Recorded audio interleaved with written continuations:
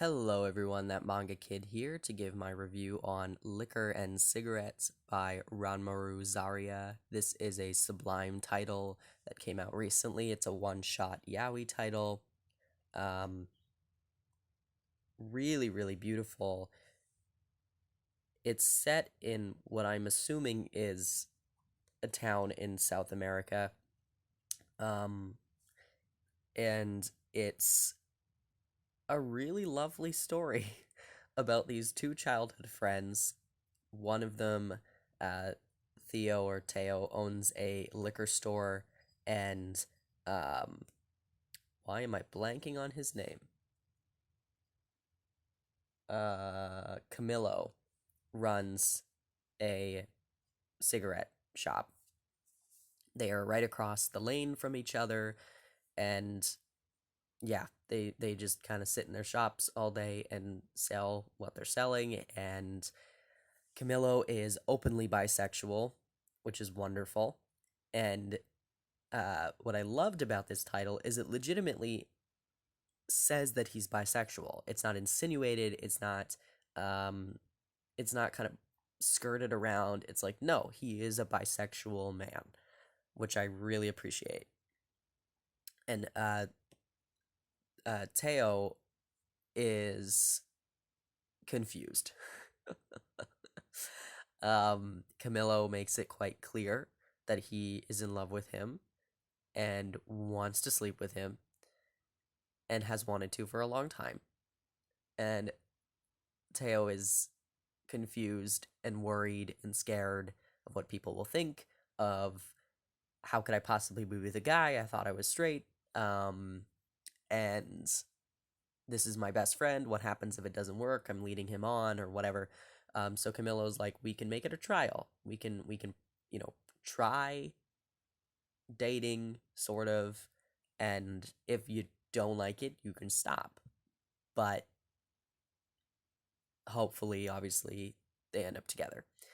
And it's just a really cute story. And I really enjoyed it. The town they're in is really beautiful and small, and just like it's got a very community kind of feel to it. And you know, the friends they hang out with, there's some other gay characters here, but it's just like everyone just knows each other, and they all are doing their thing. They're living their life. It really reminded me of a Natsume Ono title, of just how quaint and calm, because a lot of Natsume Ono titles take place in Italy, and this one's not in Italy, but it really does remind me of that kind of like steady sort of pace of the story, of just like people living their lives, doing their thing, and it's really lovely. And it's got some really beautiful color pages at the beginning that just immediately I was like, oh my goodness, this is just gorgeous. And then you can see them at their shops just right across from each other. And they're gorgeous guys. There's no denying that they are absolutely gorgeous. It's, there, you could argue there's some consent boundary crossing happening, especially when it has to do with the alcohol in consumption that happens. But this is the lesser of many evils when it comes to yaoi. It is a really nice, beautiful story. I really enjoyed it. I will absolutely reread this many times over, and it was so cute.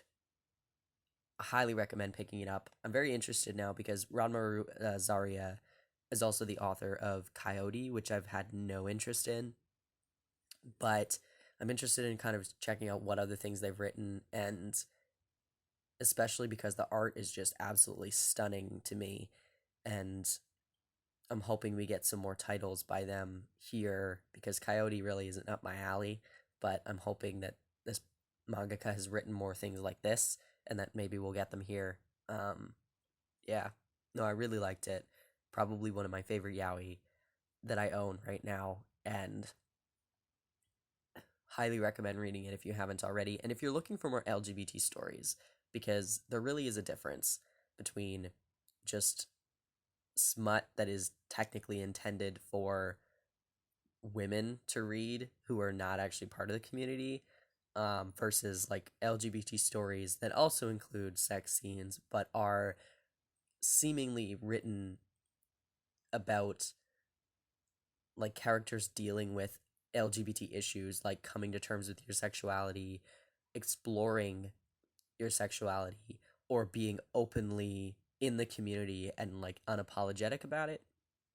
I really like those kind of stories where it's not just like two guys having sex and they don't identify as gay, they're constantly denying the feelings or whatever, and it's just like, okay, great, that's fine, but something like this is really meaningful and really enjoyable. Um, yeah, thanks for watching.